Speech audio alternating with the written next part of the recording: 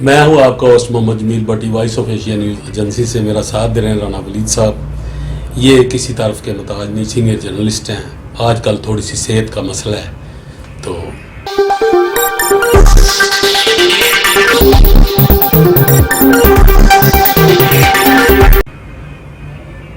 آئے ہیں آج میرے ساتھ پروگرام کرنے کے لیے. میں ان کو ویلکم کرتا ہوں.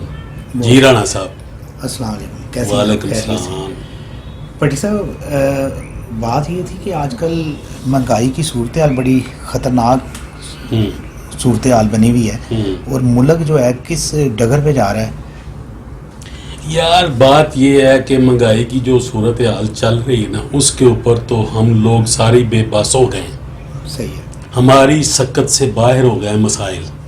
ایک ہم مڈل کلاس آدمی ہیں، ہماری بھی سکت سے باہر ہو گئے، تو غریب آدمی نے کیا کرنا ہے؟ بالکل. ایک غریب آدمی صبح جب گھر سے نکلتا ہے، سب سے پہلے تو اس نے باہر آ کے ایک جس کا گھر اپنا، اس کو تو مسائل اتنے کم ہیں تھوڑے سے، جس کا گھر ادھر نہیں اس کے لیے مسائل زیادہ ہیں.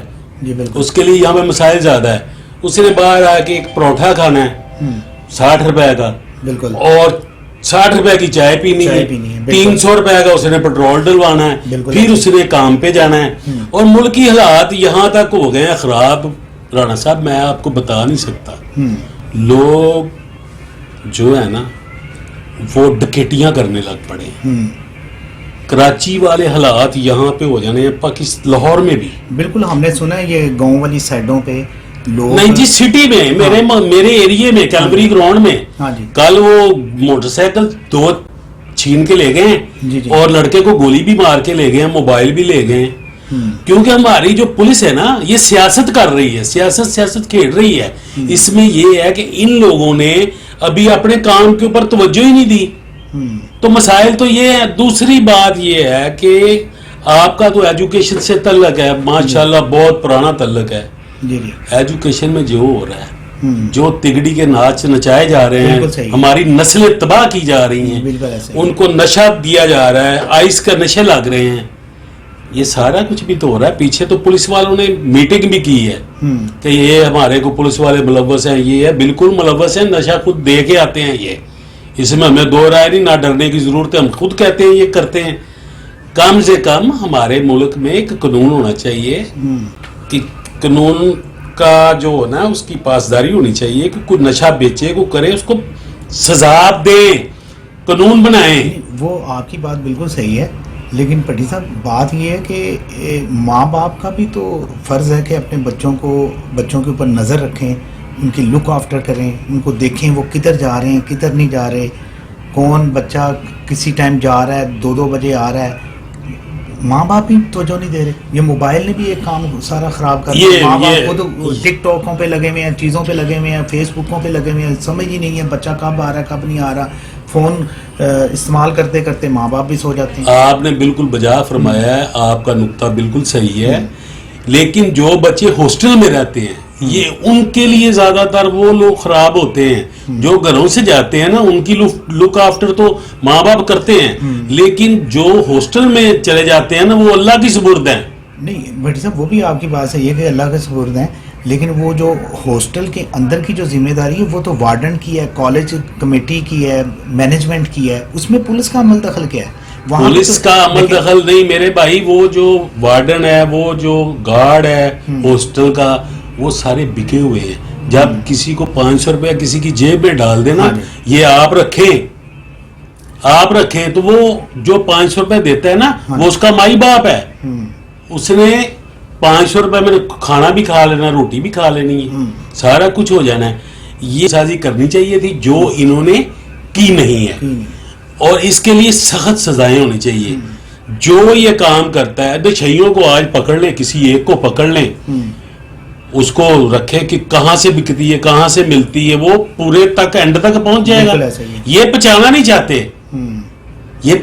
چاہتے، یہ کام کرنا نہیں چاہتے. پاکستان میں جب سے پاکستان بنا ہے، Shaheen force, lead force, dolphin force, سادہ پولیس، انویسٹیگیشن، CIA، کتنی یار برانچیں ہیں.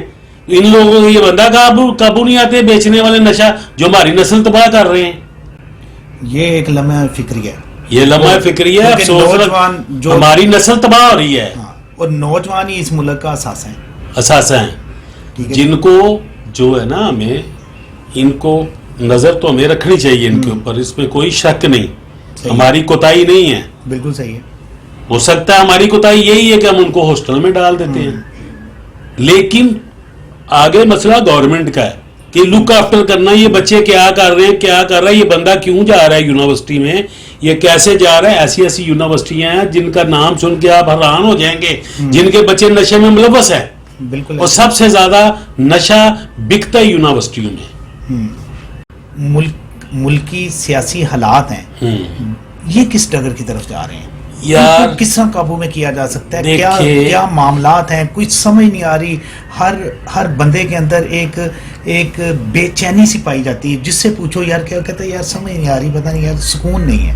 یہ کیا, یہ سیاسی ماحول جو بنا ہوا ہے آج کل ہمارے ملک کا, سارا اسی کی وجہ سے ہے. تو یہ آپ کیا یہ میں بتاتا ہوں آپ کو, صرف یہ وہ ہوتا ہے انا کا مسئلہ. ہمارے آرمی چیف ہے, اس کی بھی انا کا مسئلہ ہے. عمران خان اس کی بھی انا کا مسئلہ ہے, میں کیوں جھکوں, پس تو قریب رہے ہیں نا. بالکل ایسا ہی ہے. یہ آج سے 2 مہینے پہلے چینی 90 روپے کلو تھی, آج 230 روپے کلو ہے. جی بالکل ایسا ہی ہے. یہ ان کی آپس میں ناتفاقی کی وجہ سے ہو رہا ہے. جو کچھ ہو رہا ہے پاکستان میں جو ہے, ان کو آپس میں مل بیٹھنا چاہیے, اپنی ذات کے لیے نہیں, اپنے عہدے کے لیے نہیں, عوام کے لیے مل بیٹھنا چاہیے, اور کوئی ایسے اچھے اقدام کرنے چاہیے جس کے اوپر لوگوں میں خوشحالی آئے اور لوگوں کے چہروں کے اوپر رونق آئے. عدالتیں بے بس ہیں. یہ 9 دفعہ پرویز الہی کو پکڑا, 9 دفعہ چھوڑا ہے, عدالت نے حکم دیا ہے اس کو گھر چھوڑ کے, اور دوسری اسلام آباد والی پولیس پکڑ کے لے گئی ہے. آج شہریار فریدی کے کیس میں کمشنر کو, ایس ایس پی کو اور ایس ایچ او کو توہین عدالت لگ گئی ہے. توہین عدالت کی 6 ماہ تو کم سے کم قید ہے نا. تو جو پرکشش نوکری ہیں ان سے بھی ہاتھ دھونے پڑیں گے. جب تک یہ اب ہو گیا ہے پولیس اسٹیٹ پاکستان, پولیس والے ابھی کسی بندے کو, آپ کو میں جھنڈا دے کے پی ٹی آئی کا باہر بھیج دیتا ہوں, صحیح ہے, آپ تھانے میں جائیں گے, آپ کا 2 دن تو پتہ ہی نہیں لگے گا کہاں گئے ہیں کہاں نہیں گئے.